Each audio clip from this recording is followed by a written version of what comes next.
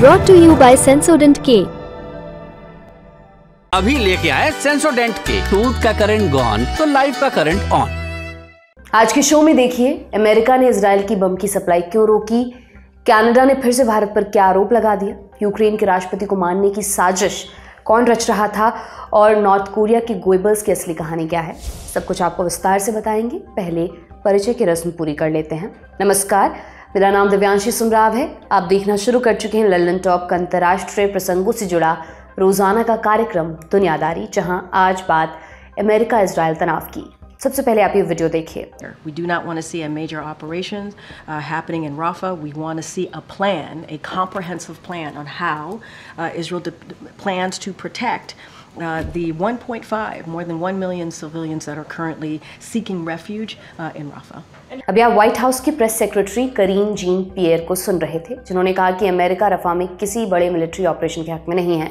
White house America के राष्ट्रपति के घर और दफ्तर का पता है। इस इमारत को अमेरिका की सत्ता का केंद्र माना जाता है। व्हाइट हाउस की प्रेस सेक्रेटरी का बयान, इसका मतलब अमेरिका के राष्ट्रपति का पक्ष होता है। इसका इंतजार 6 मई की रात से ही हो रहा था। उस रात क्या हुआ था? इजरायली सेना टैंक और बख्तरबंद गाड़ियां लेकर रफा में घुस गई। रफा गाजा पट्टी का सुदूर दक्षिणी शहर है, इजिप्ट की सीमा से लगा हुआ। वहां लगभग 15 लाख लोगों ने शरण ले रखी है।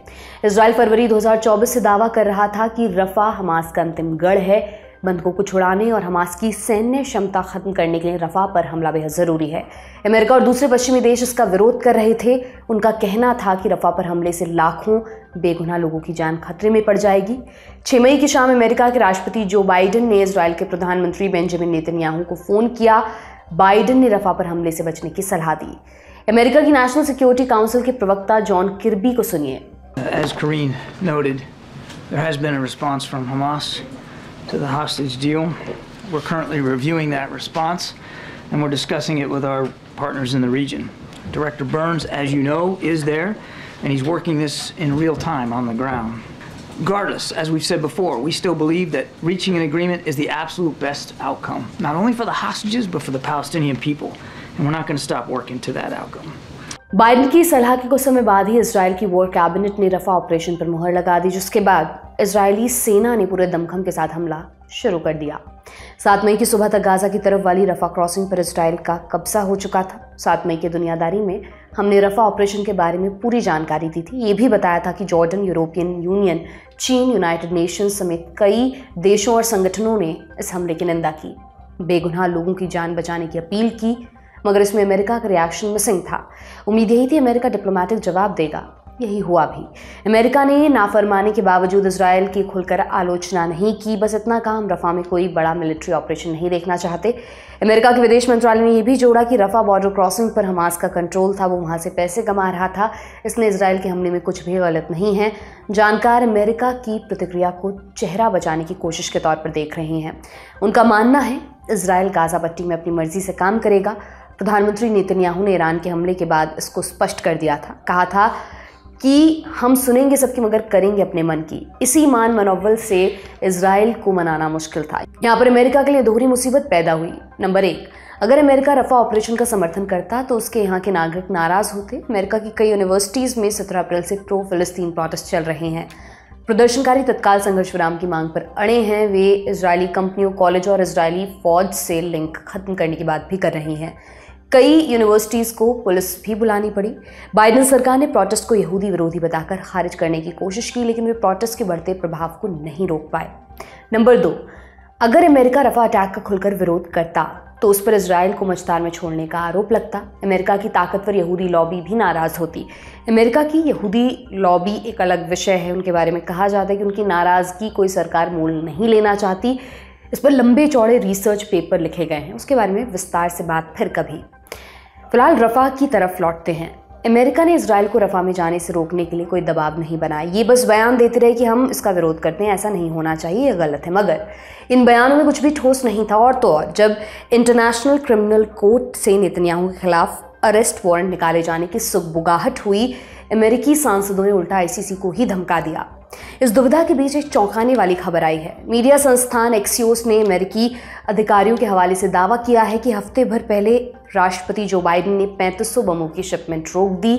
बकौल रिपोर्ट बाइडेन को डर था इन बमों का इस्तेमाल इजराइल रफा में कर सकता है। अमेरिका दशकों से इजराइल को सैन्य मदद देता आया है। इजराइल हमास जंग के बीच उसने हथियारों की सप्लाई बढ़ाई है। आरोप लगते हैं इन हथियारों से गाजा पट्टी में मानवाधिकार उल्लंघन हो रहा है, इसलिए इसमें अमेरिका की जवाबदेही तय होनी चाहिए। इसको लेकर अमेरिका में एक धड़ा बाइडेन सरकार का विरोध कर रहा है, दबाव बना रहा है कि सप्लाई को रोका जाए। अधिकतर मौकों पर बाइडेन ने इस दबाव को नजरअंदाज किया, मगर अब शिपमेंट रोकने की रिपोर्ट आई है। ये पहली बार है जब अमेरिका ने इजराइल हमास जंग में इजराइल की हथियारों की सप्लाई रोकी है। हालांकि आधिकारिक तौर पर इसकी पुष्टि नहीं की गई है। अमेरिका और इजरायली अधिकारियों ने इस पर कमेंट करने से मना कर दिया। अमेरिका ने सप्लाई क्यों रोकी, इसकी 2 बड़ी वजहें बताई जा रही हैं। नंबर 1, पिछले कुछ महीनों में बाइडेन और नेतन्याहू के बीच तल्खियां बढ़ी हैं। अक्टूबर 2023 से पहले तक दोनों एक दूसरे से मिलने से भी बचते थे। हालांकि जंग शुरू होने के बाद बाइडेन इजराइल पहुंचे, वहां इजराइल को अटूट सपोर्ट का वादा किया, मगर ये ताकीद करना नहीं भूले कि इजराइल को कोई गलती नहीं करनी चाहिए। जैसे जैसे जंग आगे बढ़ी है, इजराइल की कार्रवाई सवालों के घेरे में आई है। मानवाधिकार उल्लंघन के आरोप बढ़े हैं। एक हमले में पश्चिमी देशों के 6 नागरिकों की मौत हो गई थी, उनमें से एक अमेरिकी नागरिक भी था। इसके बाद इजराइल को माफी मांगनी पड़ी थी। उसको दरकिनार करना अमेरिका के लिए मुश्किल था। अप्रैल में एक फोन कॉल के दौरान बाइडेन ने नेतन्याहू को सीधी चेतावनी दी थी। कहा था कि अगर इजराइल ने संयम नहीं बरता तो हमें मदद भेजने पर विचार करना होगा। इसके बावजूद इजराइल ने अमेरिका की चिंताओं पर ध्यान नहीं दिया।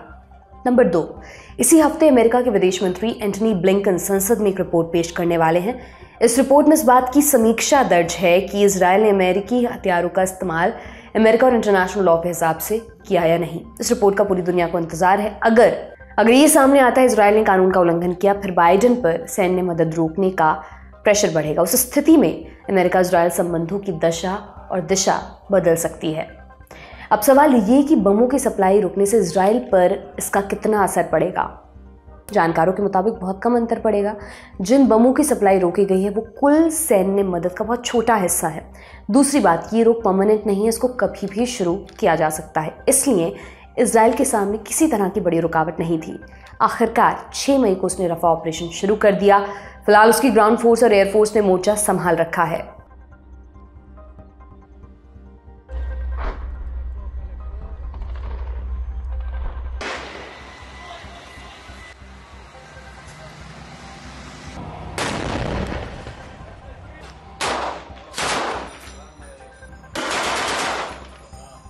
रफा में इजराइल का प्लान क्या है, इस पर भी बात कर लेते हैं। इजराइल के डिफेंस मिनिस्टर योआव गलांत को सुनिए। ולכן הוריתי אתמול לצה"ל להיכנס אל מרחב רפיח, לתפוס את המעבר ולבצע את משימותיו. הפעולה הזאת תימשך עד אשר נחסל את חמאס במרחב רפיח ובמרחב הרצועה כולה, או עד אשר יחזור החטוף הראשון. אנחנו מוכנים לפשרות על מנת להביא חטופים. אבל אם לא תהיה את האפשרות הזאת, נלך ונעמיק את הפעולה. זה יקרה בכל רחבי הרצועה, בדרומה, במרכזה ובצפונה. कलाम ने कहा, हमारा मकसद हमास को पूरी गाजा पट्टी से ख़त्म करना है। हम समझौता करने के लिए तैयार हैं, बशर्ते बंधकों की रिहाई सुनिश्चित हो। बंधकों को छुड़ाने के लिए क्या हो रहा है? 6 मई को हमास ने कतर और इजिप्ट के संघर्ष विराम प्रस्ताव पर सहमति जताई थी। इजराइल ने इसको खारिज कर दिया। कहा, जिन शर्तों पर हम राजी हुए ये उससे पूरी तरह अलग है। हालांकि उसने अपना एक प्रतिनिधि मंडल काहिरा भेजा है, वहाँ हमास के प्रतिनिधि भी हैं, उनके साथ नए प्रस्ताव पर चर्चा जारी है। אנחנו כבר הוכחנו בשחרור החטופים הקודם. לחץ צבאי על החמאס הוא תנאי הכרחי להשבת חטופינו. הצעת החמאס אתמול נועדה לטרפד את כניסת כוחותינו לרפיח. זה לא קרה. כפי שקבע קבינט המלחמה פה אחד, הצעת החמאס רחוקה מאוד מהדרישות ההכרחיות של ישראל. ישראל לא תאפשר לחמאס להחזיר את שלטון הרשע שלו ברצועה. ישראל לא תאפשר לו לשקם את יכולותיו הצבאיות כדי להמשיך לחתור להשמדתנו. ישראל לא יכולה לקבל הצעה שמסכנת את ביטחון אזרחינו ואת עתיד מדינתנו. ולכן הנחיתי את דרכי העבודה שיצאו לקהיר. תמשיכו לעמוד בתוקף על התנאים שדרושים לשחרור חטופינו. תמשיכו לעמוד בתוקף על הדרישות החיוניות להבטחת ביטחון ישראל. रफा में हालात क्या हैं? रफा बॉर्डर क्रॉसिंग गाजा पट्टी में रहने वाले फिलिस्तीनियों को बाहरी दुनिया से जोड़ती है। इसी बॉर्डर क्रॉसिंग से मानवीय सहायता पहुंच रही थी। इसी रास्ते से ज़रूरतमंद लोग इलाज के लिए बाहर जाते थे। इजराइल के कंट्रोल के बाद आवाजाही बुरी तरह प्रभावित हुई है। हालांकि इजराइल ने करीम शलोम क्रॉसिंग को खोल दिया है। 4 मई को हमास के हमले के बाद उसने इस क्रॉसिंग को बंद कर दिया था। रफा ऑपरेशन पर दुनिया क्या बोली? जर्मनी के विदेश मंत्री अन्नलेना बरबॉक ने पोस्ट किया, 10 लाख लोग हवा में गायब नहीं हो सकते। जिन लोगों ने रफा में शरण ली है उन्हें सुरक्षा की जरूरत है। इजिप्ट ने कहा, अभी दोनों पक्षों के बीच युद्ध विराम की बात चल रही है, ऐसे में इजराइल को हमला नहीं करना चाहिए, इससे बहुत बड़ा मानवीय संकट पैदा होगा। जॉर्डन ने कहा, एक और बड़ा नरसंहार होने जा रहा है। अगर ऐसा हुआ तो अंतर्राष्ट्रीय समुदाय ये दाग कभी नहीं मिटा पाएगा। कनाडा, फ्रांस और ब्रिटेन ने रफा की स्थिति पर चिंता जताई है। यूरोपीय यूनियन ने कहा, अंतर्राष्ट्रीय समुदाय मिलकर इस आपदा को रोक सकता है। यूएन ने कहा कि इजराइल को फुल स्केल अटैक से बचना चाहिए। इजराइल हमास जंग से जुड़ी और क्या क्या अपडेट्स हैं वो भी आपको बताते हैं। 8 मई को अमेरिका की खुफिया एजेंसी CIA के डायरेक्टर बिल बर्न्स इजराइल पहुंचे। वो वहां प्रधानमंत्री नेतन्याहू से मुलाकात करेंगे। दोनों के बीच संघर्ष विराम प्रस्ताव की शर्तों पर बात होगी। बर्न्स अमेरिका के प्रतिनिधि के तौर पर संघर्ष विराम समझौते वाली बैठकों में हिस्सा ले रहे हैं। इस मामले पर हमारी नजर बनी हुई है। इससे जुड़े जो भी अपडेट्स आएंगे लंदन टॉप पर आपको मिलते रहेंगे। ये था हमारा बड़ी खबर सेगमेंट। अब सुर्खियों की बारी। पहली सुर्खी भारत कनाडा विवाद से जुड़ी है। खालिस्तानी आतंकी हरदीप सिंह निज्जर की हत्या पर शुरू हुआ विवाद फिर से बढ़ गया है। 7 मई को कनाडा की विदेश मंत्री मेलेनी जॉली ने फिर से भारत पर आरोप लगाया। बोली, हम अपने आरोप पर कायम हैं कि भारत के एजेंट्स ने कनाडा की धरती पर एक कैनेडियन नागरिक की हत्या की। Canada's position has always been clear. Our job is to protect Canadians, and we stand by the allegations that a Canadian was killed on Canadian soil by Indian agents. Now, the investigation by the RCMP is being done. I won't further comment, and no other officials from our government will further comment. What I'm telling, though, on the question of the relationship with India is I think that it's always better when diplomacy remains in private. 3 मई को Canada police ने निज्जर हत्याकांड में 3 संदिग्धों को गिरफ्तार किया। उनके नाम है करण बराड़, करणप्रीत सिंह और कमलप्रीत सिंह। कनाडा पुलिस के मुताबिक तीनों भारतीय नागरिक हैं। पिछले कई बरसों से कनाडा में रह रहे थे। उनके ऊपर हत्या और हत्या की साजिश रचने का आरोप लगाया गया है। पुलिस ने यह भी कहा कि मामला भी खत्म नहीं हुआ है। इस मामले में भारत सरकार की संलिप्तता की जांच जारी है। 3 संदिग्धों की गिरफ्तारी के बाद कनाडा के प्रधानमंत्री जस्टिन ट्रूडो का भी बयान सामने आया था। 4 मई को ट्रूडो ने कहा था, ये गिरफ्तारी दिखाती है कि कनाडा में कानून का शासन है, हमारा जस्टिस सिस्टम मजबूत और स्वतंत्र है और कैनेडियन नागरिकों की सुरक्षा हमारा बुनियादी कर्तव्य है। 4 मई को ही भारत के विदेश मंत्री डॉक्टर एस जयशंकर भुवनेश्वर में थे। वहां उनसे कनाडा के आरोपों पर सवाल पूछा गया। जयशंकर बोले, मैंने रिपोर्ट देखी है, पुलिस ने किसी को गिरफ्तार किया होगा, मगर तथ्य ये है कि चिंता जताने के बावजूद पंजाब के अपराधियों का कनाडा में स्वागत किया जाता है, उन्हें वीजा दिया जाता है। On this particular report which has come, I also saw it yesterday night. I was coming to Odisha in the morning. Okay, I mean, somebody may have been arrested, the police may have done some investigation. But the fact is, number of gangland people, number of people with organized crime links from Punjab have been made welcome in Canada. We have been telling Canada, saying, look, these are wanted criminals from India. You have given them visas, they have come, many of them in false documentation. And yet you allow them to live there. If you decide to import for political purposes people with very dubious, actually very negative background, there will be issues. They have, in some cases, created problems in their own country as a result of their own policies. No, why would we fear? I mean, if something happened there, it is for them to worry about. Jaishankar के बयान पर Canada के immigration minister mark Miller ने प्रतिक्रिया दी थी। कहा, हम लापरवाह नहीं हैं, भारत के विदेश मंत्री अपनी राय रखने के लिए स्वतंत्र हैं, मगर ये सही नहीं है। फिर 7 मई को भारत के विदेश मंत्रालय ने कनाडा में नगर कीर्तन परेड के दौरान खालिस्तान समर्थक झांकियों की आलोचना की। ये भी कहा कि वो कनाडा में मौजूद अपने राजनयिकों की सुरक्षा के लिए चिंतित हैं। 7 मई को ही कनाडा में भारत के उच्चायुक्त संजय कुमार वर्मा ने मॉन्ट्रियल में एक थिंक टैंक के कार्यक्रम में हिस्सा लिया। वहां खालिस्तान का नाम लिए बिना उन्होंने कहा कि भारत की क्षेत्रीय अखंडता पर बुरी नजर डालना लक्ष्मण रेखा को पार करने जैसा है। कनाडा की धरती पर ऐसे मुद्दे फिर से उभर रहे हैं जो भारत की क्षेत्रीय अखंडता के लिए खतरा है। भारत का भविष्य भारतीय लोग तय करेंगे, विदेशी नहीं। उनके बयान को कनाडा के आरोपों के खिलाफ कड़ी प्रतिक्रिया के तौर पर देखा जा रहा है। अब निज्जर विवाद का बेसिक भी बता देते हैं।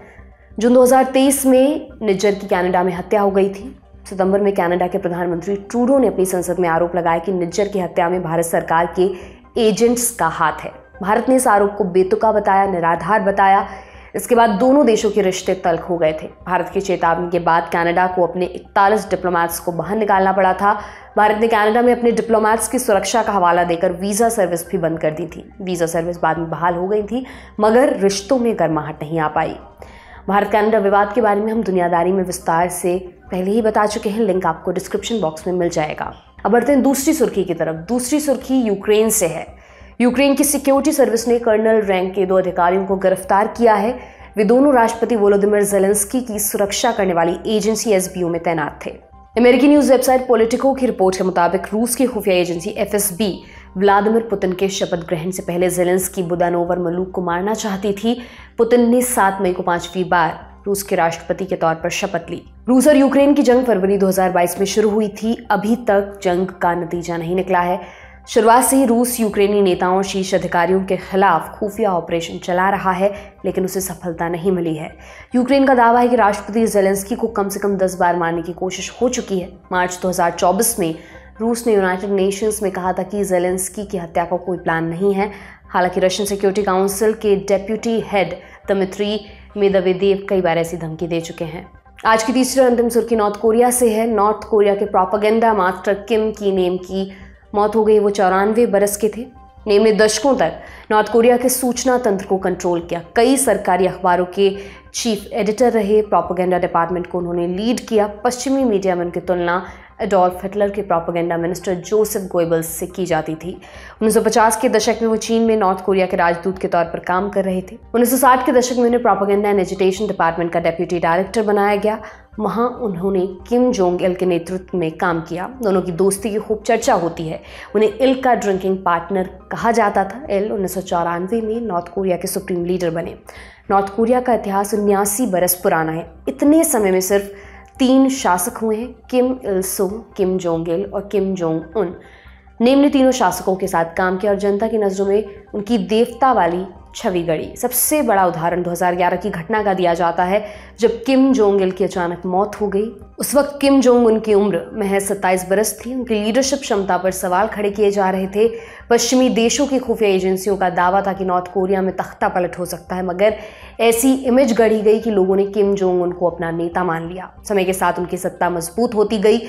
इसमें सरकारी प्रोपेगेंडा की बड़ी भूमिका रही है। 2017 तक इस पर किम की नेम का एकाधिकार था। नॉर्थ कोरिया की हिस्ट्री और किम फैमिली के बारे में हमने दुनियादारी में विस्तार से बात की है। लिंक आपको डिस्क्रिप्शन बॉक्स में मिल जाएगा। देश दुनिया की और भी ज़रूरी और प्रासंगिक खबरों पर हमारी नज़र लगातार बनी हुई है। आप बने रहिए लंदन टॉप के साथ। आज की दुनियादारी में बस इतना ही। कल फिर आपसे मुलाकात होगी। इसी उम्मीद के साथ मैं विदा लेती हूँ। शुक्रिया, शुभ रात्रि।